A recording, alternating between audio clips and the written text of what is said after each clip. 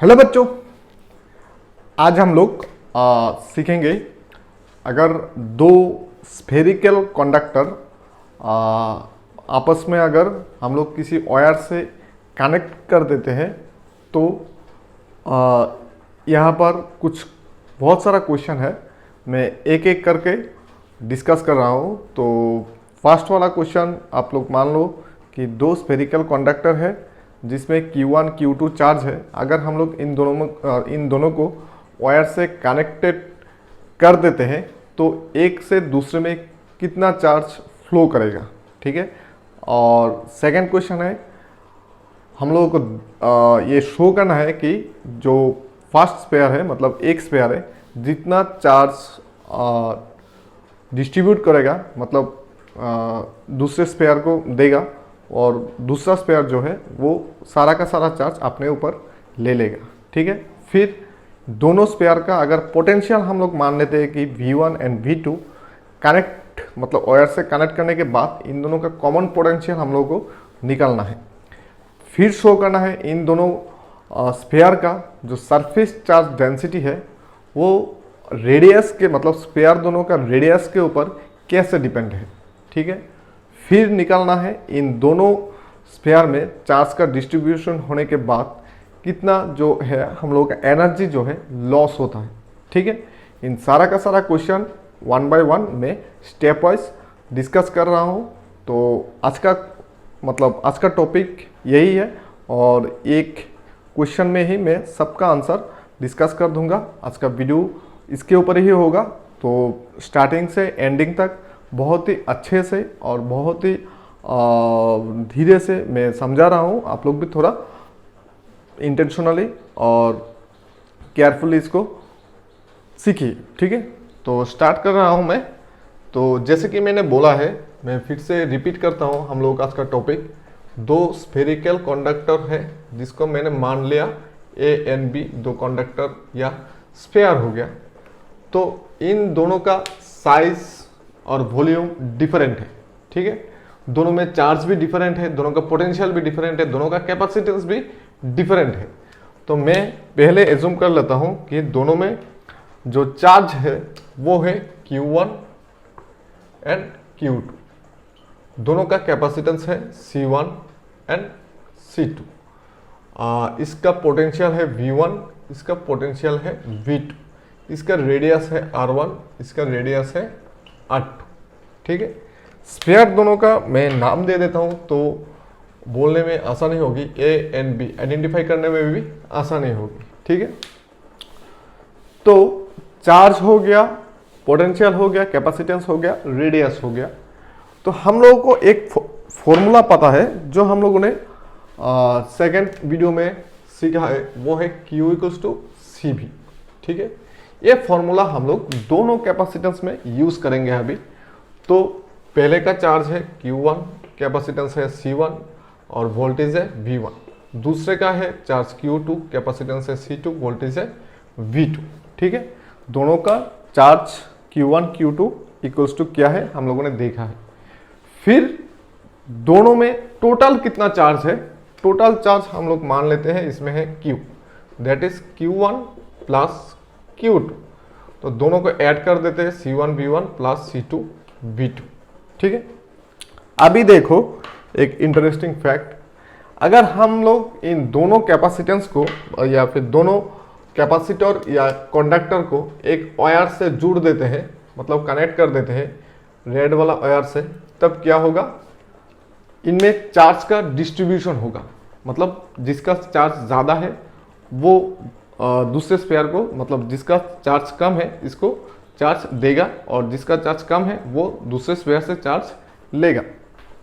तो हम लोग अगर मान लेते हैं कि यहाँ पर जो Q1 है वो ग्रेटर देन Q2 और फिलहाल V1 ग्रेटर देन V2, ठीक है, वो हम लोगों ने एज्यूम किया है।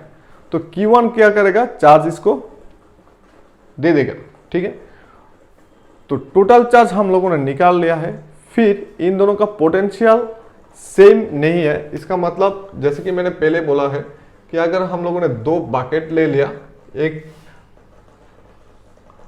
थिन और एक थिक, बीच में एक पाइप से कनेक्टेड है, दोनों का वाटर लेवल भी सेम नहीं है, वाटर का जो क्वांटिटी है वो होता है हम लोगों का चार्ज, ठीक है। तो अगर पाइप से कनेक्ट कर दिया तो जितना वाटर का लेवल है दोनों का हाइट सेम होने तक इनमें से वाटर जो है वो डिस्ट्रीब्यूट होगा, ठीक है। मतलब एक कंटेनर से दूसरे कंटेनर में वाटर जाएगा। तो कब तक जाएगा? जब तक इन दोनों का हाइट सेम नहीं हो जाता, ठीक है। तो सिमिलरली यहाँ पर जब तक पोटेंशियल सेम नहीं हो जाता तब इन दोनों के बीच में जो चार्ज का डिस्ट्रीब्यूशन है वो चलता रहेगा, ठीक है। तो चलने के बाद जब दोनों का पोटेंशियल V हो जाएगा तब ये दोनों का डिस्ट्रीब्यूशन रुक जाएगा, मतलब स्टेबल पे आ जाएगा। तो फिर हम लोग मतलब वायर से कनेक्ट करने के बाद दोनों का पोटेंशियल क्या होगा? वो होगा V। और कनेक्ट करने से पहले दोनों का पोटेंशियल क्या था? V1 and V2। कनेक्ट करने के बाद इन दोनों का चार्ज भी चेंज हो जाएगा, क्योंकि डिस्ट्रीब्यूशन होने के बाद वाटर का क्वांटिटी जो है वो भी चेंज हो जाएगा। तो चार्ज मतलब कनेक्ट करने के बाद चार्ज हम लोग मान लेते हैं Q1 डैश और इसका चार्ज मान लेते हैं Q2 डैश, ठीक है। फिलहाल हम लोग अभी कनेक्ट करने के बाद, तो ये हम लोग यहाँ पर एक हेडिंग दे देते हैं, बिफोर कनेक्ट दी वायर, ठीक है। देन यहां पर हम लोग लिखेंगे आफ्टर कनेक्ट दी वायर। तो कनेक्ट करने के बाद हम लोग का चार्ज हो गया Q1 डैश, इससे मैं ब्लू पेन से लिख लेता हूं Q1 डैश। कैपेसिटेंस तो चेंज नहीं होगा क्योंकि इसका कंटेनर चेंज नहीं हो रहा है, मतलब जो कंटेनर है जो चार्ज को स्टोर करेगा वो होता है कैपेसिटेंस, और मतलब कैपेसिटर, और उसका कैपेसिटी को बोलते हैं हम लोग कैपेसिटेंस। तो कंटेनर जहां पर चेंज नहीं हो रहा है, मतलब कंडक्टर जहां पर चेंज नहीं हो रहा है, तो यहाँ पर कैपेसिटेंस भी चेंज नहीं होगा, वो C1 का C1 ही रहेगा, सिर्फ चेंज होगा V, क्योंकि कनेक्ट करने के बाद पोटेंशियल हो गया V। Similarly Q2 dash equals to C2V। अभी हम लोग टोटल चार्ज निकलते हैं Q equals to Q1 dash plus Q2 dash, मतलब C1V प्लस C2V, ठीक है। तो टोटल जो चार्ज है, मतलब इन दोनों कंटेनर में टोटल जो वाटर है वो एक दूसरे में जाने और आने के बाद टोटल वाटर जो है वो सेम रहेगा। यहाँ पर भी टोटल चार्ज जो है वो सेम रहेगा, मतलब ये भी Q रहेगा और ये भी Q है। तो यहाँ पर इन दोनों का हम लोग इक्वल कर सकते हैं।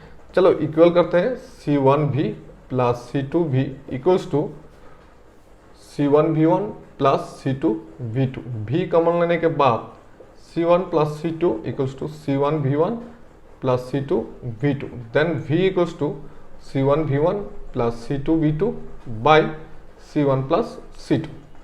तो हम लोगों ने एक डिराइवेशन जो है वो कंप्लीट कर लिया है, और वो है कॉमन पोटेंशियल V। दोनों को वायर से कनेक्ट करने के बाद जो पोटेंशियल बनेगा, मतलब V बनेगा, उन दोनों का कॉमन पोटेंशियल, उसका इक्वेशन हम लोगों ने लिख लिया है, ठीक है। अभी हम लोग बात करेंगे क्या चीज का? दोनों में कितना चार्ज, मतलब A जो है वो कितना चार्ज B को देगा और B जो है वो कितना चार्ज A से लेगा। तो चार्ज को लिखने से, मतलब कनेक्ट करने से पहले चार्ज था Q1, एक चार्ज देने के बाद हुआ है Q1 डैश। तो कितना चार्ज दिया है हम लोग लिख लेते हैं, del Q1 equals to Q1 minus Q1 dash. तो Q1 के जगह पे हम लोग लिखेंगे C1V1 और Q1 डैश के जगह पर हम लोग लिखेंगे C1V।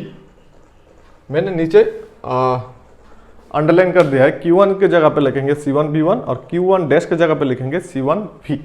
अभी C1 कॉमन ले लेते हैं हम लोग, रह जाएगा V1 माइनस V। फिर V1 का वैल्यू, सॉरी V का वैल्यू पुट कर देते हैं, C1V1 plus C2V2 by C1 plus C2, ठीक है। अभी हम लोग क्या करेंगे? अभी हम लोग इसको सिंप्लीफाई करेंगे। सिंप्लीफाई कैसे करेंगे? तो इसका कैलकुलेशन देखो, C1 तो जैसे है वैसे ही रहेगा, और यहाँ पर हम लोग एलसीएम हो जाएगा C1 plus C2। Then C1 C2 से V1 को मल्टीप्लाई, तो यहाँ पर आ जाएगा C1V1 plus C2V1, then minus C1V1 minus C2V2।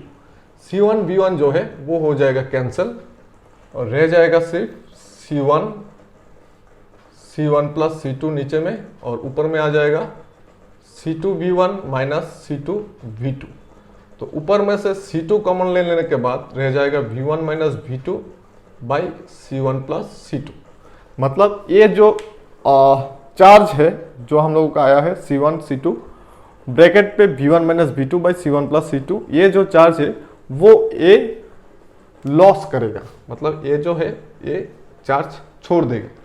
अब B कितना चार्ज गेन करेगा वो हम लोग देखते हैं। एस B चार्ज गेन करेगा, मतलब उसका पहले चार्ज कम था और गेन करने के बाद जो है वो चार्ज ज्यादा होगा। कितना होगा? Q2 डैश, पहले कितना था? Q2। तब हम लोग कितना चार्ज इसको मिला है? Del Q2 equals to Q2 dash minus Q2। ठीक है, गेन करने के बाद हुआ है Q2 डैश माइनस पहले का चार्ज Q2।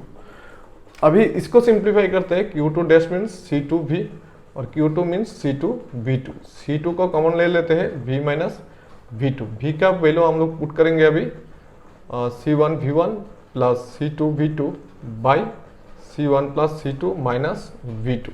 ठीक है, तो यहाँ पर C2, यहाँ पर सिंप्लीफाई करने के लिए LCM C1 plus C2, C1V1 plus C2V2 minus अभी C1 प्लस C2 को V2 से मल्टीप्लाई करेंगे, माइनस C1V2 माइनस C2V2 हो गया।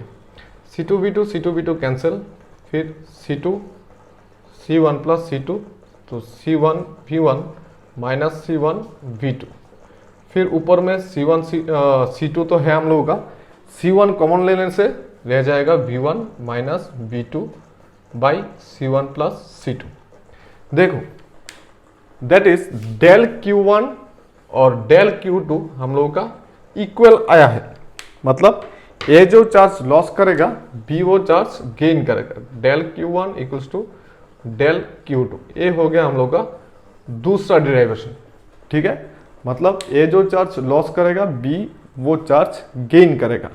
ये दोनों ही है, बहुत ही इंपॉर्टेंट सा क्वेश्चन। फिर देखेंगे हम लोग, कॉपी कर लो पॉज करके, मैं मिटा देता हूं। फिर हम लोग देखेंगे इन दोनों के चार्ज का डिस्ट्रीब्यूशन में कैपेसिटेंस और रेडियस का रिलेशन। ठीक है, तो कैपेसिटेंस हम लोगों को पता है, ये लास्ट क्लास में हम लोगों ने देखा है, C equals to 4πε0 r। Capacitance और कोई भी स्फेरिकल कंडक्टर का रेडियस के बीच में SI में इसका रिलेशन है C इक्वल्स टू 4πε0 r, और CGS में जो है 4πε0 का वैल्यू 1 हो जाता है, C इक्वल्स टू r हो जाता है। मैंने SI पे ही लिखा है, तो इससे हम लोग फास्ट वाला का क्या लिख सकते हैं? C1 equals to 4πε0 r1, then C2 equals to second वाला 4πε0 r2। एक से एक डिवाइड कर देते हैं अभी, 1 डिवाइड 2, तो C1 by C2 equals to R1 by R2। मतलब कैपेसिटेंस जो है वो रेडियस के साथ डायरेक्टली प्रोपोर्शनल होगा। ठीक है, ये हो गया तीसरा वाला। फिर हम लोग निकालेंगे सरफेस चार्ज डेंसिटी के थ्रू रिलेशन। ठीक है, तो सरफेस चार्ज डेंसिटी जो है वो क्या था? Sigma equals to Q by A। ठीक है, Q बाई A था हम लोग का सरफेस चार्ज डेंसिटी। मतलब मैं फिर से रिमेंबर करा देता हूं, कोई भी एक प्लेन शीट ले लेते हैं जिसका एरिया है Q, तो इस पे अगर हम लोग Q चार्ज देते हैं तो ये Q चार्ज उस एरिया पे यूनिफॉर्मली डिस्ट्रीब्यूट हो जाएगा। तो सरफेस चार्ज डेंसिटी क्या है? टोटल चार्ज में टोटल एरिया, मतलब Q बाई A। ठीक है, पर यूनिट एरिया पे जितना चार्ज होता है वो होता है हम लोग का सरफेस चार्ज डेंसिटी सिग्मा। तो पहले वाला जो स्फीयर है इसका सरफेस चार्ज डेंसिटी अगर हम लोगों ने मान लिया सिग्मा 1, तो ये आ जाएगा Q1 बाई A1। तो A1 के जगह पर हम लोग लिख सकते हैं पाई R1 स्क्वायर। ठीक है, देन हम लोग दूसरे वाला स्फीयर का सरफेस चार्ज डेंसिटी अगर सिग्मा 2 मान लेते हैं तो sigma 2 equals to Q2 by A2 के जगह पर हम लोग लिख सकते हैं पाई R2 स्क्वायर। अभी डिवाइड कर देते हैं sigma 1 by sigma 2 equals to Q1 by Q2 into pi R1 square, ऊपर में आ जाएगा पाई R2 स्क्वायर। तो पाई pi cancel, Q1 by Q2 जो है वो आ गया हम लोगों का, क्या आ गया यहाँ पर Q1 by Q2 R2 square by R1 square. ठीक है, अभी हम लोग Q एंड R के बीच में एक रिलेशन हम लोगों को ढूंढना है। तो कहाँ से हम लोगों को मिलेगा Q और R के बीच में रिलेशन? यहाँ से मिलेगा। ठीक है, कनेक्ट करने के बाद इन दोनों का चार्ज जो है वो क्या हो गया था, Q1 डैश और Q2 डैश। तो यहाँ पर हम लोग लिख सकते हैं Q1 dash equals to C1V, Q2 dash equals to C2V, then Q1 dash by Q2 dash equals to C1 by C2। ठीक है, Q1 dash C1V charge connect होने के बाद इन दोनों का पोटेंशियल जो था वो भी हो गया था। तो Q1 dash by Q2 dash C1 by C2, यहाँ पर हम लोग इसको पुट कर सकते हैं। ठीक है, और C1 बाई C2 मतलब यहाँ से हम लोग लिख सकते हैं R1 बाई R2। देन जो है हम Q1 बाई Q2 के जगह पर Q1 dash by Q2 dash put कर सकते हैं। लेकिन किसी किसी के मन पे क्वेश्चन रहेगा कि यहाँ पर Q1 Q2, यहाँ पर Q1 dash by Q2 dash कैसे इक्वल होगा। ठीक है, चलो वो देखते हैं। यहाँ पर सिग्मा 1 क्या है, Q1 बाई A1, तो इसको हम लोग डैश दे देते हैं। मतलब हम लोग कंसीडर करेंगे वायर से कनेक्ट करने के बाद। ठीक है, वायर से कनेक्ट करने के बाद इनका एरिया तो चेंज नहीं होगा, स्पेयर का टोटल एरिया तो चेंज नहीं होगा, वो A1 का A1 ही रहेगा। चार्ज जो है वो Q1 डैश हो जाएगा। फिर B का भी एरिया चेंज नहीं होगा, चार्ज जो है वो Q2 डैश हो जाएगा। तो Q1 के जगह पे डैश, Q2 की जगह पे dash, Q1 dash Q2 dash. तो Q1 dash by Q2 dash के जगह पर हम लोग लिख सकते हैं R1 बाई R2, देन यहाँ पर R2 square by R1 square. तो कैंसिल होने के बाद रह जाएगा R2 बाई R1। तो क्या निकला है हम लोगों का, sigma 1 by sigma 2 equals to R2 by R1। मतलब चार्ज जो डिस्ट्रीब्यूट होगा तो इसका सरफेस चार्ज डेंसिटी जो है वो रेडियस के साथ इन्वर्सली प्रोपोर्शनल होगा, क्योंकि ऊपर में है सिग्मा 1 और नीचे में है R1। ठीक है, मतलब सरफेस चार्ज डेंसिटी जो है वो रेडियस के साथ इन्वर्सली प्रोपोर्शनल होगा। ठीक है, ये हो गया 4 क्वेश्चन। ये सारा इंपॉर्टेंट क्वेश्चन हम लोगों का हो गया। अभी एक टू है एनर्जी लॉस। ठीक है, एनर्जी लॉस जो है वो थोड़ा सा लेस इंपॉर्टेंट है, ज़्यादातर एग्जाम पे नहीं आता, लेकिन आ भी सकता है और ये इजी भी है। थोड़ा कैलकुलेशन लेनी है लेकिन इजी है। तो एनर्जी का फॉर्मूला क्या हम लोगों को पता होना चाहिए, वो तो हम लोगों का E equals to half CV square. एक कैपेसिटर का कैपेसिटेंस अगर C होता है और उसका दो टर्मिनल का पोटेंशियल अगर V होता है तो इसमें कितना एनर्जी स्टोर होता है, E equals to half CV square. तो यहां से हम लोग लिखेंगे energy loss. Energy loss, loss मतलब वायर से कनेक्ट करने से पहले ऑब्वियसली एनर्जी ज़्यादा था, फिर एनर्जी कम है, इसीलिए तो ये लॉस हुआ है। तो कनेक्ट करने से पहले एनर्जी दोनों स्पेयर का क्या था, half C1 V1 square plus half C2 V2 square. First sphere का था half C1 V1 square, second sphere का हो गया half C2 V2 square. Connect करने के बाद एनर्जी क्या हुआ, half C1 V square plus half C2 V square, क्योंकि कनेक्ट करने के बाद दोनों का पोटेंशियल जो है वो हो गया था V। तो एनर्जी क्या हो गया, पहले वाला का हाफ C1 V स्क्वायर, दूसरे वाला का हाफ C2 V स्क्वायर। तो कनेक्ट करने से पहले से हम लोग कनेक्ट करने के बाद का जो एनर्जी है वो हम लोग को माइनस करना है। ठीक है, तो देखो यहाँ से हम लोग माइनस को कॉमन ले लेते हैं, तो रह जाएगा C1 V1 square plus C2 V2 square minus से C1 V square plus C2 V square. तो half C1 V1 square plus C2 V2 square minus, यहाँ से अगर हम लोग V स्क्वायर को कॉमन ले लेते हैं तो रह जाएगा C1 plus C2 V square. अभी हम लोग पहले जो हम लोगों ने कॉमन पोटेंशियल का V निकाला था, इसको हम लोग पुट करेंगे और कुछ नहीं, C1 प्लस C2, और V का वैल्यू क्या था, ऊपर में था C1 V1 plus C2 V2 और नीचे था C1 plus C2 S hair square, तो हम लोग को दोनों में स्क्वायर देना है। तो यहाँ से एक C1 प्लस C2, यहाँ से स्क्वायर का एक C1 प्लस C2 कट जाएगा, रह जाएगा सिर्फ यही। इसको हम लोग फिर से लिख लेते हैं, C1 V1 square plus C2 V2 square minus C1 V1 plus C2 V2 square by C1 plus C2। अभी इसको हम लोग सिंप्लीफाई करेंगे। सिंप्लीफाई करने के लिए हम लोग को करना है LCM C1 plus C2, then C1 से इन दोनों को मल्टीप्लाई प्लस C2 से इन दोनों को मल्टीप्लाई माइनस ए वाला, ये इसको हम लोग लिख लेंगे ए प्लस बी होल स्क्वायर का फॉर्मेट पे। तो यहाँ पर होगा C1 से मल्टीप्लाई करने से C1 square V1 square plus C1 C2 V2 square, then C2 से मल्टीप्लाई करने से C1 C2 V1 square plus C2 square V2 square minus, इसको हम लोग स्क्वायर में एक्सपांड करेंगे तो A square plus 2AB plus B square. ठीक है, अभी इसको हम लोग ऊपर वाला ब्रैकेट पे जो है इसको हम लोग क्या करेंगे, माइनस से मल्टीप्लाई करेंगे। तो माइनस से मल्टीप्लाई करने से क्या हो जाएगा, माइनस से मल्टीप्लाई करने से ये हो जाएगा हम लोग का हाफ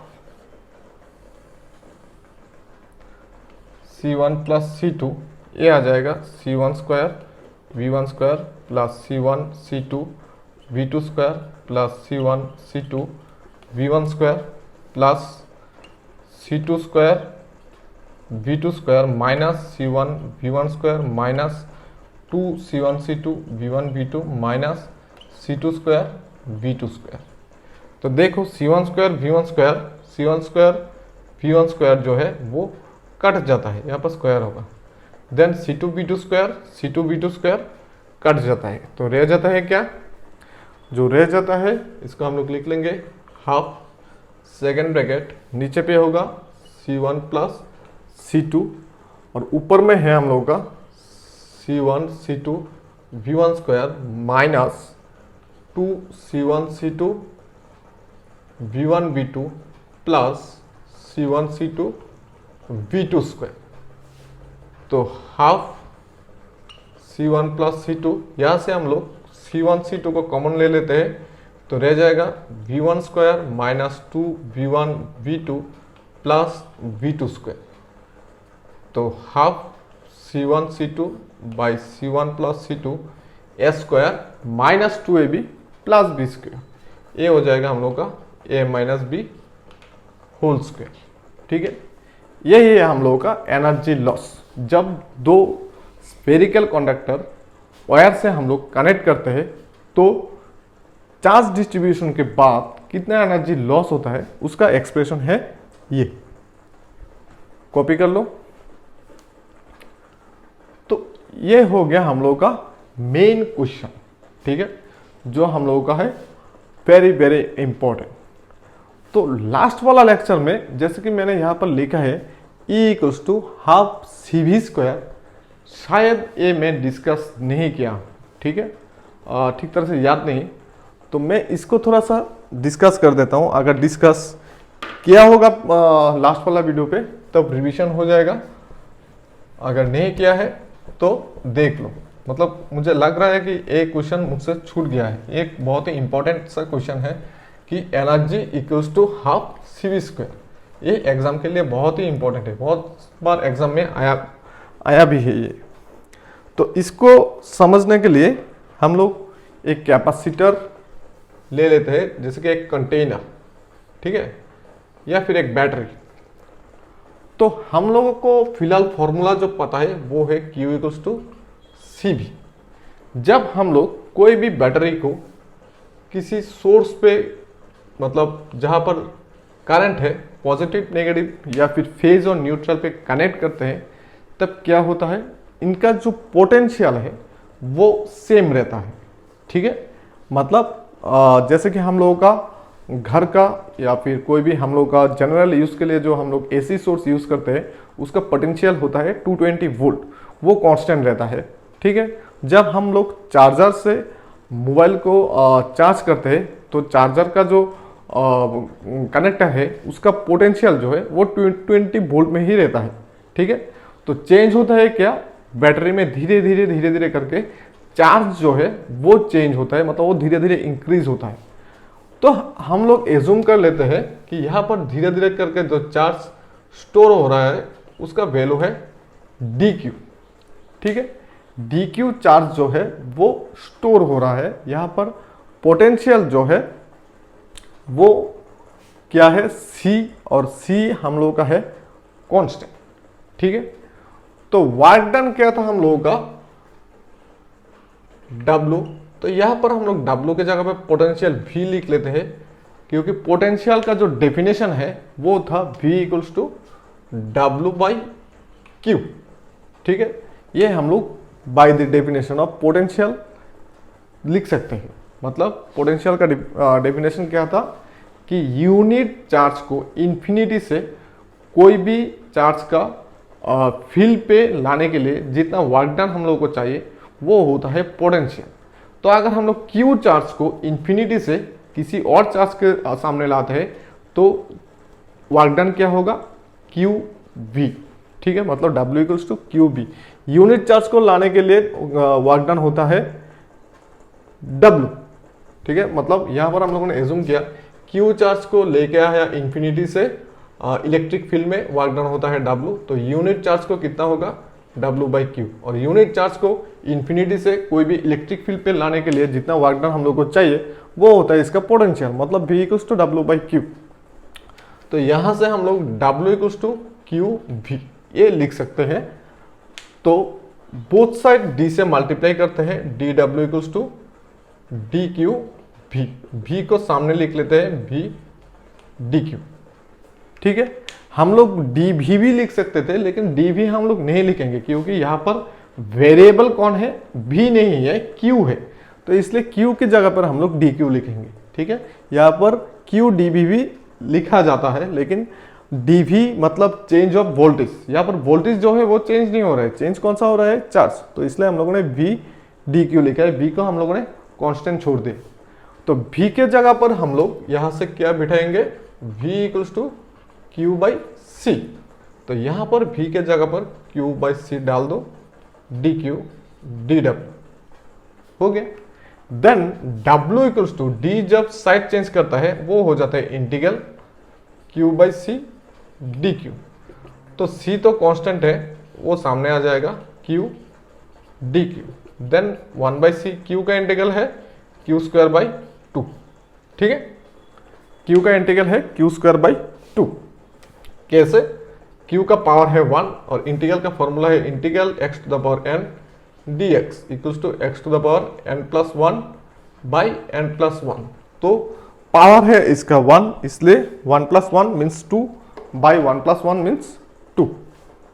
ठीक है, तो यहां पर तो मैंने वर्क डन का फॉर्मूला जो है वो आया है हाफ Q²C, हाफ Q²C, लेकिन मैंने लिखा था क्या, E equals to half CV²। तो इन दोनों में तो बहुत सारा डिफरेंस है, इसको हम लोग अभी इस पे ले जाते हैं। तो इसको इस पे ले जाने के लिए फिर से हम लोग Q की जगह पर C भी पुट कर देंगे। तो Q की जगह पर पुट करने से Q equals to CV²/C equals to half C²B²/C। एक से कट जाएगा, रह जाएगा हाफ CV²। ठीक है, अभी किसी किसी बुक पे या किसी किसी मटेरियल्स पे यहाँ पर इंटीग्रल में लिमिट यूज किया है। ठीक है, तो लिमिट कैसे यूज करेंगे, तो पहले हम लोग मान लेते हैं जो बैटरी या सेल लिया है उसका चार्ज है 0%, मतलब इस पर कोई भी चार्ज नहीं है, पूरा ब्लैंक है, तो इसका लिमिट आ जाएगा 0। और जब फुल चार्ज होता है मतलब 100% चार्ज होता है तब इसमें चार्ज रहता है Q, ठीक है। तो यहाँ पर आ जाएगा Q, मतलब 0 से चार्ज जो है वो धीरे धीरे फुल होके Q पे जाएगा, ठीक है। तो 0 to Q हो जाएगा लिमिट, फिर यहाँ पर 0 to Q, यहाँ पर लिमिट होगा 0 to Q। तो Q के जगह पर पहले अपर लिमिट बैठाना है, मतलब Q बैठाना है, तो Q² 2 आएगा। तो यहाँ से हम लोग बीच में एक स्टेप, यहाँ पर एक स्टेप हम लोग लिख लेते हैं कि इक्वल्स टू हाफ Q के जगह पर होगा ऊपर का लिमिट मतलब Q² 2 माइनस Q के जगह पर होगा लोअर लिमिट मीन्स 0² 2। तो ये इक्वल्स टू क्या आएगा, हाफ Q² 2 ही आएगा, इसलिए मैंने डायरेक्ट ही लिख लिया है 1/c Q² 2। तो जितना वर्क डन हम लोगों को करना है, इसका कैपेसिटर का जो कैपेसिटी है उसको फुल करने में, मतलब इसको चार्ज देके फुल करने के लिए जितना वर्क डन हम लोगों को करना है वही वर्क डन इस पे एनर्जी के थ्रू स्टोर होगा, ठीक है।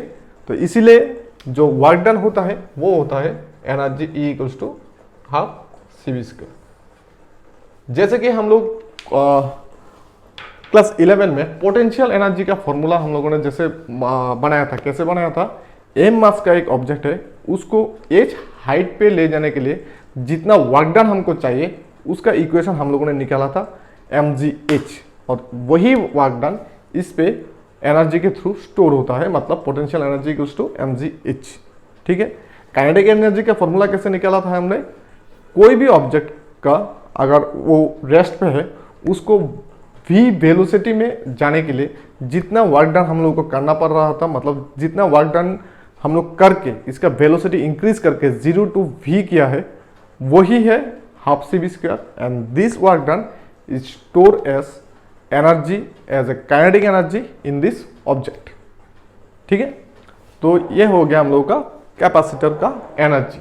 और यूनिट 1 मतलब चैप्टर 1 एंड चैप्टर 2 में और कोई इंपॉर्टेंट क्वेश्चन बाकी नहीं है, सब हो गया है। फिर एक लास्ट वीडियो में हम लोग डिस्कस करेंगे कुछ इंपॉर्टेंट न्यूमेरिकल के बारे में, ठीक है।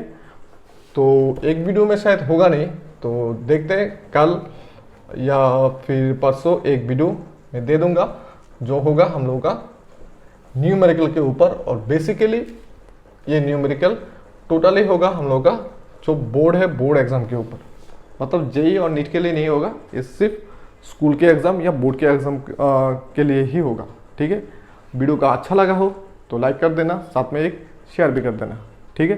मिलेंगे नेक्स्ट वीडियो में, तब तक के लिए टाटा।